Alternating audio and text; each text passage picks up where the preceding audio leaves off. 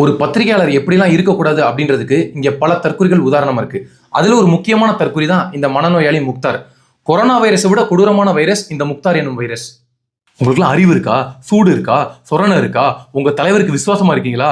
இவங்க அவங்க கூட போயிருக்காங்க, அவங்க இவங்க கூட போயிருக்காங்கன்னு கேவலமா, கீழ்த்தரமா, பேக்குத்தனமா பேசக்கூடிய ஒரு மனநோயாளி தான் இந்த முக்தார். பத்திரிகையாளர்ன்ற ஒரு போர்வைக்குள்ள உட்காந்துட்டு தான் என்ன வேணாலும் பேசலாம்னு நினைச்சிட்டு தொடர்ச்சியா அவதூறுகளையும் அசிங்கத்தை மட்டுமே பேசிட்டு இருக்க நபர் தான் இந்த நபர். ஒரு பத்திரிகையாளரோட வேலை என்ன? மக்களுக்கு தகவல்களையும் உண்மையும் கொண்டு போய் சேர்க்க வேண்டியது அவரோட வேலை. ஆனா இந்த முக்தார்ன்றவர் மக்களுக்கு இன்ஃபர்மேஷன்ஸை கொடுக்கறதெல்லாம் தாண்டி என்ன பேசினா வியூஸ் போகும், என்ன பேசினா ஒரு கான்ட்ரவர்சியை கிரியேட் பண்ண முடியும், அப்பதான் மக்கள் நம்ம பக்கம் பார்ப்பாங்கன்னு சொல்லிட்டு பொய்யை மட்டுமே பேசிட்டு இருக்காரு.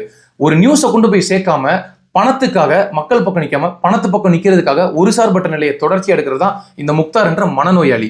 இவரோட பேட்டிகள்லாம் நீங்க பாத்தீங்க அப்படின்னா ஒரு சில பேருக்கு அதை பார்த்து ரசிக்கக்கூடிய மனப்பான்மை உள்ளவங்களுக்கு அதை ரசிக்கிற மாதிரி இருக்கும். ஆனா உண்மையிலேயே பார்த்தா ஒரு குடும்பத்தோடலாம் உட்காந்து இவரோட பேட்டிகளையும் இவர் பேசக்கூடிய வார்த்தைகளையும் பார்க்க முடியுமான்னு கேட்டா அருவருப்பா இருக்கும்.